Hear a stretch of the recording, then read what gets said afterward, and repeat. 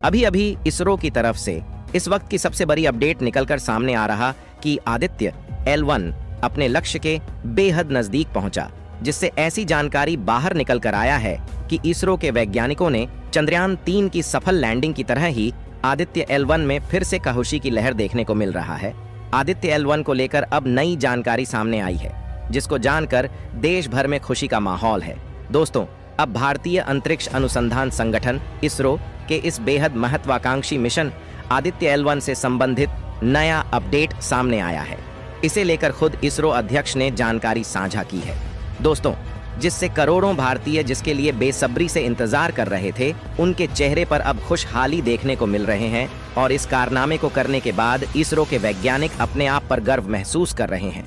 भारत के द्वारा भेजा गया आदित्य सूर्ययान भी अपने मिशन में लगातार सफलता हासिल करके तेजी से सूरज की ओर आगे बढ़ रहा है। भारतीय अंतरिक्ष अनुसंधान संगठन इसरो के अध्यक्ष एस सोमनाथ ने सूर्य मिशन आदित्य L1 को लेकर कहा कि सूर्य का अध्ययन करने से जुड़े भारत के पहले अंतरिक्ष मिशन के तहत प्रक्षेपित आदित्य L1 अंतरिक्ष यान अपने अंतिम चरण के करीब है। उन्होंने संभावना जताई कि L1 बिंदु में प्रवेश करने की प्रक्रिया 7 जनवरी 2024 तक पूरी होने की उम्मीद है।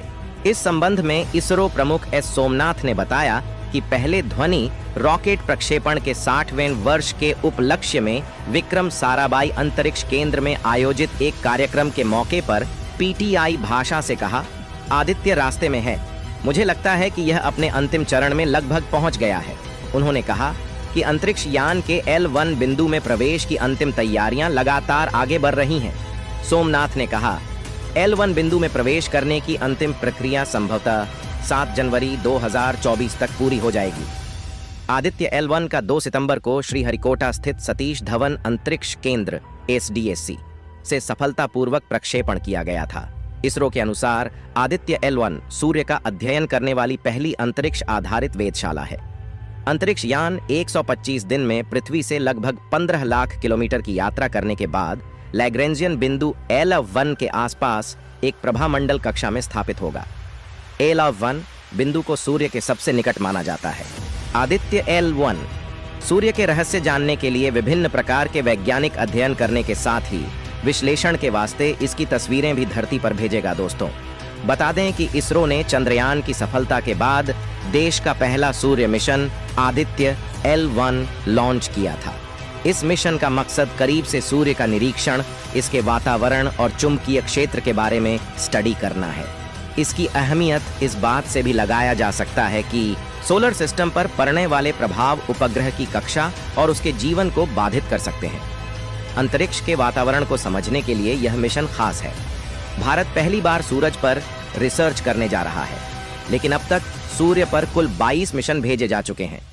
इन मिशन को पूरा करने वाले देशों में America, Germany, European space agency शामिल हैं। सबसे ज्यादा मिशन नासा ने भेजे हैं।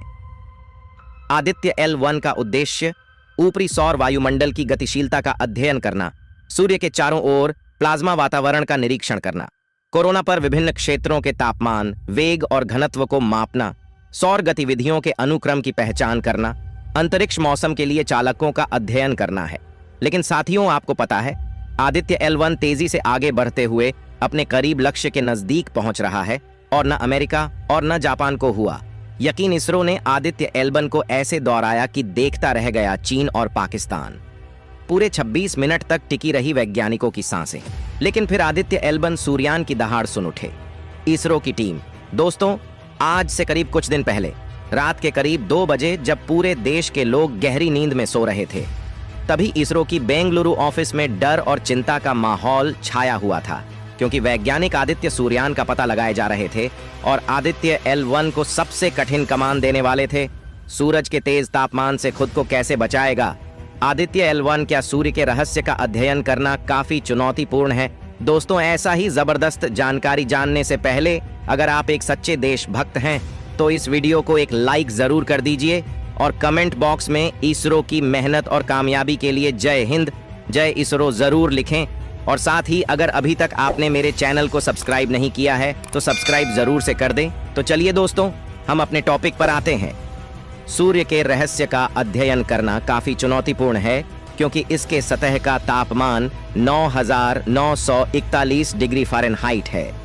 सूरज के बाहरी कोरोना का तापमान अभी तक मापा नहीं जा सका है। माना जाता है कि इसका तापमान लाखों डिग्री फ़ारेनहाइट होगा, जिससे सूरज के नजदीक पहुंचना नामुमकिन है। इसी को देखते हुए आदित्य L1 पृथ्वी और सूर्य के बीच की कुल दूरी के लगभग 1% दूरी 15 लाख किलोमीटर पर मौजूद L1 के पास की कक्षा तक जाएगा। इसरो के साइंटिस्ट का मानना है कि L1 बिना किसी बाधा के लगातार सूर्य के बारे में महत्वपूर्ण जानकारियां दे सकेगा, सूरज के तेज तापमान से खुद को बचाएगा। आदित्य L1 सूर्य के प्रचंड ताप से बचने के लिए आदित्य L1 में अत्याधुनिक ताप प्रतिरोधी तकनीक लगाए गए हैं। इसके बाहरी हिस्से पर स्पेशल कोटिंग की गई जो सौर ताप से उसे बचाए रखेगा।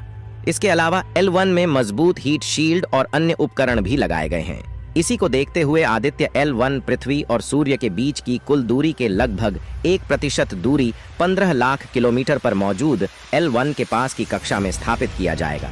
दोस्तों, भारतीय अंतरिक्ष अनुसंधान संगठन यानी इसरो को आदित्य L1 में एक और बड़ी कामयाबी मिली, जिसमें भारत के पहले सौर मिशन पर आदित्य L1 ने डेटा एकत्र करना शुरू कर दिया है। दोस्तों, आपको बता दें, आदित्य L1 धरती को अलविदा कहने के लिए पृथ्वी की आखिरी कक्षा में प्रवेश करने वाला था। आदित्य L1 के इंजन चालू करते ही रात में करीब 26 मिनट तक इंजन को चालू रखा गया और फिर आदित्य सूर्यान ने वो कर दिखाया, जिसको देखकर दुनिया भर के स्पेस एजेंसी भी हैरान रह गई। इस काम को अंजाम इसरो बेंगलुरु हेडक्वार्टर में बैठे वैज्ञानिक दे रहे थे। लेकिन अब आपके दिमाग में यह सवाल आ रहा होगा कि आखिर इसरो को रात में ही आदित्य सूर्यान के इंजन को चालू क्यों करना पड़ा, और इसके बारे में इसरो ने रात में ही ट्वीट करके जानकारी भेज दी। इस समय आदित्य सूर्यान पृथ्वी की लास्ट ऑर्बिट में प्रवेश कर चुका है और काफी तेज रफ्तार से अपनी ऑर्बिट में आगे की ओर बढ़ रहा है। दोस्तों, जब से आदित्य L1 पृथ्वी से अपनी मंजिल की ओर निकला है, तब से लोगों के मन में सवाल आ रहा है, आखिर कब सूरज के पास जाकर आदित्य L1 जानकारी और तस्वीरें भेजने वाला है। हमारे आदित्य सूर्यान को 2 सितंबर 2023 के दिन श्रीहरिकोटा के सतीश धवन स्पेस सेंटर से सफल उड़ान के लिए रवाना किया गया था। आपको बता दें कि आज के उस दिन इसे अंतरिक्ष में भेजा गया था और अंतरिक्ष में जाते ही यह काफी तेज रफ्तार से धरती से 15 लाख किलोमीटर दूरी पर स्थित है।